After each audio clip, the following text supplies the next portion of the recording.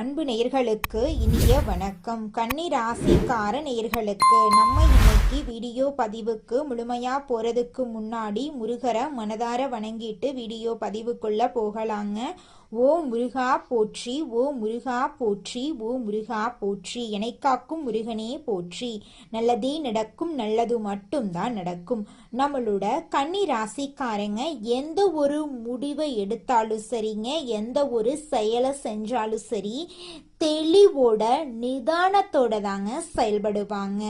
இவங்களை பொறுத்த வரைக்கும் தான் மட்டும்தான் நல்லா இருக்கணும் அப்படிங்கிற சுயநலமெல்லாம் கிடையாதுங்க. தன்னை சுத்தி இருக்கக்கூடிய எல்லோருமே நல்லா இருக்கணும் அப்படிங்கிற பொது நல குணத்தோட இவங்க வாழ்ந்துகிட்டு இருக்காங்க.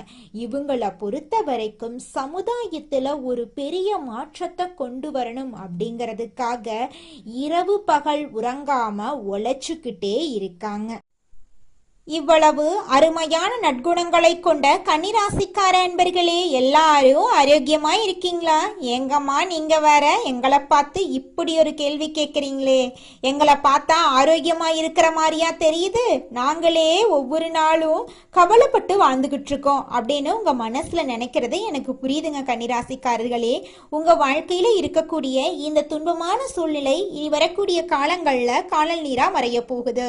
உங்க வாழ்க்கையை சொர்க்க வாழ்க்கை மாறப்போகுது. உங்களுடைய ஆசைகள் கனவுகள் எல்லாமே நிறைவேற போகுது. திருமணமாகாதவர்களுக்கு திருமண தடை நீங்கி திருமணம் இனிதே நடைபெற போகுது.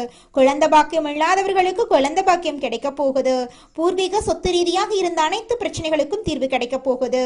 உங்களுக்கு வரவேண்டிய பூர்வீக சொத்து உங்க கையில வந்து சேரப்போகுதுங்க. உங்க வாழ்க்கையே அருமையான வாழ்க்கையாக மாறப்போகுதுங்க. உங்க கையில செல்வாக்கு உயரப்போகுதுங்க. புதுசா நிலம் வாங்க போறீங்க, வீடு வாங்க போறீங்க, நகையெல்லாம் வாங்க போறீங்க. உங்க வாழ்க்கை அருமையா ஆரோக்கியமா இருக்க போகுதுங்க. நம்மளுடைய கன்னிராசிக்காரங்க பொதுவாகவே ஒழுக்கமானவங்க, திறமையானவங்க. ஆனா இவங்க எளிதில் மற்றவங்கள நம்பி ஏமாந்து போறாங்க. குறிப்பா சொல்ல போனா திருமண வயதில் இருக்கக்கூடிய கன்னிராசிக்கார பெண்கள் மற்றவர்கள் பேசுறத எளிதில் நம்பிடுறாங்க. அதனால 40% மட்டும்தாங்க நம்ம ஒருத்தவங்க பேசுறத நம்பணும், 60% யோசிச்சு பார்த்து தாங்க நம்பணும். ஆண்களும் இதே போலதான் வாக்குறுதிகளை அளிப்பவர்களை முழுமையா நம்ப வேண்டாங்க. கன்னிராசிக்காரங்க பிஸ்னஸ்ல தோல்வி அடைவதற்கான காரணம் என்னன்னு பார்த்தீங்கன்னா, இவங்க எளிதில் ஆசைப்பட்டு ஏமாறுறது தாங்க காரணம். யாராவது உங்களை ஏமாற்ற நினைத்தா நீங்க கன்னிராசியா என்று பார்த்து ஏமாற்றுவாங்க. பணத்தின் மீது ஆசை இல்லைனாலும் உள்ளே மறந்திருக்கும் விஷயத்தின் மீது ஆசை இருக்கும். அதனால 60% நம்பாம கவனமா இருக்கணுங்க. சனி பகவான் 7வது வீட்டுல பிரவேசிப்பதால கன்னிராசிக்காரர்களுக்கு இது ஒரு முக்கியமான காலகட்டம். இது பலமா அல்லது பலவீனமா அப்படின்னு பார்த்தீங்கன்னா இது பலந்தாங்க. எவன் என்ன பேசினாலும் ஒரு முறைக்கு 2 முறை யோசிக்கணுங்க. கண்ணுக்கு நேராக உள்ளதை மட்டும் நம்புங்க, இல்லாத ஒன்றை நம்ப வேண்டாம். நிலம் வாங்கும் போது வில்லங்கம் இருக்குதா அப்படின்னு பார்க்கணுங்க. அரசியல்வாதியா இருந்தா வார்த்தைகளை கவனமா பயன்படுத்தணும். மன அமைதியும் தன்னம்பிக்கையும் குறையாம பார்த்துக்கோங்க. எதிரிகள் அதிகமா இருந்தாலும் நீங்க ஜெயிப்பதற்கான வாய்ப்பு இருக்கு. ஆனா வார்த்தைகள்ல தடுமாற்றம் ஏற்படக்கூடாது. ஒருத்தரை தாழ்த்தி பேசாம உண்மையை பேசுங்க, அதுதாங்க உங்களுக்கு பலமா இருக்கும். இந்த நேரத்துல ஆயுளுக்கு எந்த பங்கமும் இல்லை. கணவன் மனைவிக்கிடையே நம்பிக்கையோட இருங்க. கஷ்டங்களை மற்றவர்கள் கிட்ட காட்டாதீங்க. பணத்தால அழியாம நேர்மையா யோசிக்க ஆரம்பிங்க.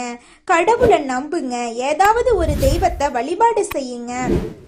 சனி பகவானுடைய உண்மை முகம் உங்களுக்கு இனி வரக்கூடிய காலங்கள்ல தெரிய போகுது. சனி என்பவர் காலத்தை கொடுக்கக்கூடியவருங்க. இந்த காலம் உங்களுக்கு சாதகமா இருக்கும் அப்படின்னு நீங்க நம்பணும். புதுசா ஒரு பிளான் போடுங்க, அது சக்சஸ் ஆகுங்க. ஆனா பிளான் போடுவதற்கு முன்னாடி உங்க ஜாதகத்துல சனி பகவான் எப்படி இருக்கிறார் அப்படிங்கறத தெரிஞ்சுக்கோங்க. சனீஸ்வர பகவான சக்சஸ் பண்ணணும் அப்படின்னா விநாயகரை வணங்குங்க. தினமும் காலையில 5 முறை தோப்புக்கரணம் போடுங்க.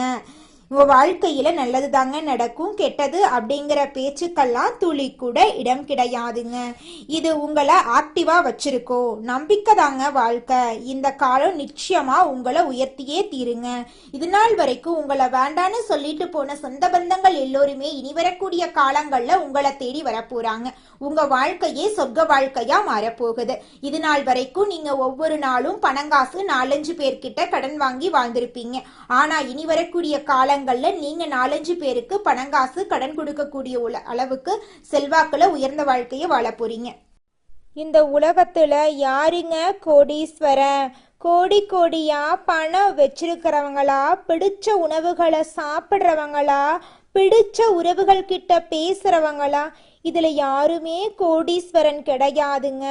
யார் ஒருத்தவங்க நோய் நொடி இல்லாம மனக்கவலை இல்லாம நிம்மதியா தூங்குறாங்களோ அவங்க தாங்க இந்த உலகத்திலேயே சிறந்த கோடீஸ்வரன். அப்பேற்பட்ட கோடீஸ்வரன் ஆகக்கூடிய யோகம் உங்களுக்கு இந்த மாதம் அமைஞ்சிருக்குதுங்க. உங்க வாழ்க்கையில இனி வரக்கூடிய காலங்கள்ல கவலை கண்ணீர் அப்படிங்கிற பேச்சுக்கெல்லாம் துளி கூட இடம் கிடையாதுங்க. இது நாள் வரைக்கும் உங்களுடைய மனசில் இருந்த மனக்கவலைகள் எல்லாம் இனி வரக்கூடிய காலங்கள்ல காணாம போகுதுங்க. நீங்க சந்தோஷமான ஆரோக்கியமான வாழ்க்கைய இனி வரக்கூடிய காலங்கள்ல வாழ போறீங்க. உங்க வாழ்க்கையில சந்தோஷம் நிலைச்சிருக்க போகுதுங்க. நம்மளுடைய கன்னிராசிக்காரங்க சுறுசுறுப்பானவங்க, அனைவரையும் கவரக்கூடிய வசீகரமானவங்க. இவங்க அனைத்து கலைகளிலும் திறமை பெற்றவங்க, கடமை கண்ணியம் கட்டுப்பாடு உடையவங்க, புத்திசாலிகள். யாரிடம் எப்படி பேச வேண்டும் பழக வேண்டும் அப்படிங்கிறது இவங்களுக்கு தெரியும். கணக்கு வழக்குகள்ல கில்லாடியாகவும் நேர்மையானவர்களாகவும் இவங்க இருப்பாங்க. கன்னிராசிக்காரங்க சோம்பேறி அல்ல. இவங்க அறிவை வெளிக்கொண்டு வந்தா பெரிய உயரங்களை அடையலாம். சூரியன் செவ்வாய் புதன் சுக்கிரன் ஆகிய 4 கிரகங்களும் 15ஆம் தேதியிலிருந்து 17ஆம் தேதிக்குள்ள ஒன்றாக கூடி கன்னிராசிக்கு பலவிதமான யோகங்களை தரப்போகுது. இதனால கன்னிராசிக்காரங்க வாழ்க்கையில் நல்ல மாற்றங்கள் ஏற்படும். குறிப்பா 5ஆம் இடத்துல இந்த கிரகங்கள் இணைவதால கன்னிராசிக்கு நல்லதே நடக்கும். வேலை, சொத்து, குடும்பம் சார்ந்த பிரச்சனைகள் நீங்கும். திருமண தடைகள் விலகும். வெளிநாடு செல்லும் வாய்ப்புகள் உண்டாகும். குரு வக்ரம் அடைந்தா கன்னிராசிக்காரங்களுக்கு வேலை, சொத்து, உடல்நலம், திருமண வாழ்க்கை போன்ற பல விஷயங்கள்ல தடைகள் ஏற்பட்டிருந்துச்சு. கடந்த 2 மாதங்கள்ல வேலை இழப்பு, கடன் பிரச்சனை, குடும்பத்துல குழப்பம், நிம்மதியற்ற சூழ்நிலை எல்லாம் நீங்க சந்திச்சிருக்கலாம். ஜூன் மாதத்திலிருந்து நவம்பர் மாதத்துக்குள்ள வேலையில பிரச்சனை, கணவன் மனைவி ஒற்றுமையின்மை, மனக்குழப்பம் போன்ற பல இன்னல்களை நீங்க அனுபவிச்சிருக்கலாம். காதல், திருமணம், குழந்தை பாக்கியம், குடும்பத்தில் நிம்மதி ஆகியவை கன்னிராசிக்காரர்களுக்கு இனி உண்டாக போகுது.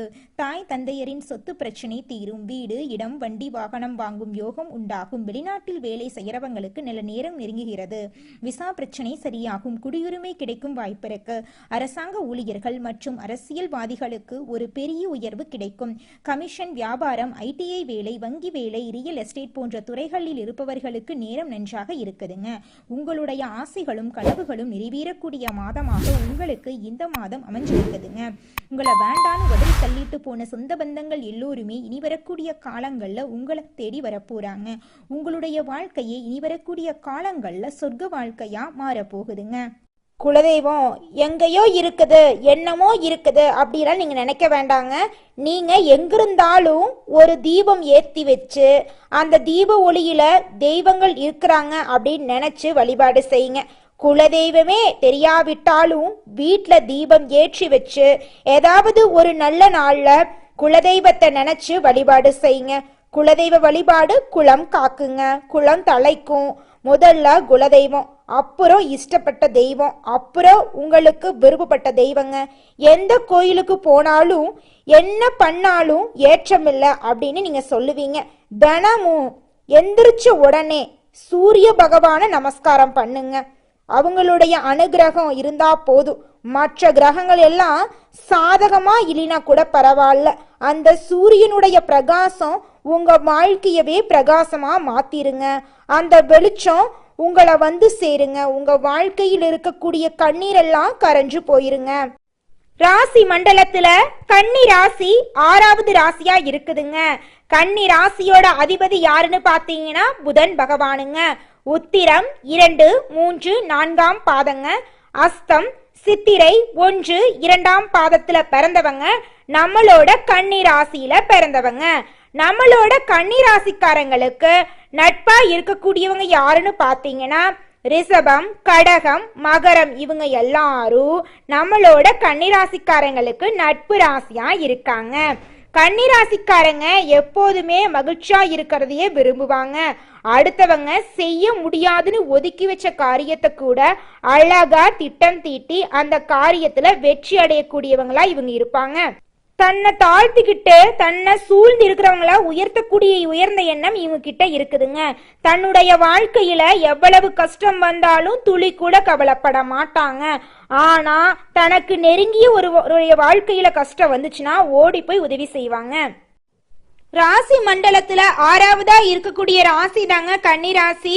கன்னி ராசியில இருக்கக்கூடிய நட்சத்திரங்கள் யாராருன்னு பாத்தீங்கன்னா உத்திரம் 2, 3, 4ஆம் பாதம், அஸ்தம், சித்திரை 1, 2ஆம் பாதம் இவங்க எல்லாரும் கன்னி ராசியில பிறந்தவங்களா கருதப்படுறாங்க. கன்னி ராசிக்கு நட்பு ராசியா இருக்கவங்க யாராருன்னு பாத்தீங்கன்னா ரிஷபம், கடகம், மகரங்க. கன்னி ராசிக்காரங்களை பொறுத்த வரைக்கும் வாழ்க்கையில எப்போதுமே மகிழ்ச்சியா இருக்கணும் அப்படிங்கறத விரும்புவாங்க.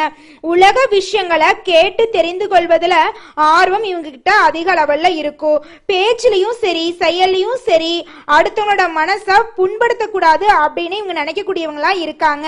குறிப்பிட்ட வேலையை குறிப்பிட்ட நேரத்துல செய்து முடிக்கணும் அப்படிங்கறதுல முழு மனதோடு செயல்படக்கூடியவங்க தாங்க நம்மளோட கன்னிராசிக்காரங்க. இவங்களுடைய அழகான பேச்சால எதிரிகளை கூட நண்பனாக்கக்கூடிய அளவுக்கு இவங்க கிட்ட திறமை இருக்குதுங்க. கன்னி ராசியில பிறந்த குழந்தைங்க படிப்புக்காக தூரம் செல்ல வேண்டிய சூழ்நிலை ஏற்பட்டிருக்குங்க. வெளிநாடு சென்று ஜாலியா ஊர் சுத்தணும் அப்படிங்கிற எண்ணம் அதிகமா இவங்க மனசுல இருக்குங்க. இவங்க இயற்கையாகவே இயற்கையை ரசிக்கக்கூடிய விருப்பம் உள்ளவங்களா இருப்பாங்க. கலைத்திறன் இவங்க கிட்ட அதிகமா இருக்கும். மீடியா நடிப்பு துறையில ஆர்வம் உள்ளவங்களா இவங்க இருக்காங்க. ரசிகர்களை கவர்ந்து அவங்களோட கவனத்தை ஈர்க்க இவங்க விரும்புவாங்க. இடமாற்றம் ஏற்பட இவங்களுக்கு வாய்ப்பு இருக்குதுங்க. சனி வக்ரமா இருக்கிறதுனால மனக்குழப்பங்கள் எல்லாம் ஏற்படும். கொஞ்சம் பார்த்து பொறுமையா இருந்துக்கோங்க. குலதெய்வ வழிபாடு செய்யுங்க. உங்க வாழ்க்கை அருமையா இருக்குங்க. நல்லதே நடக்கும். நல்லது மட்டும்தான் நடக்கும். நன்றி, வணக்கம்.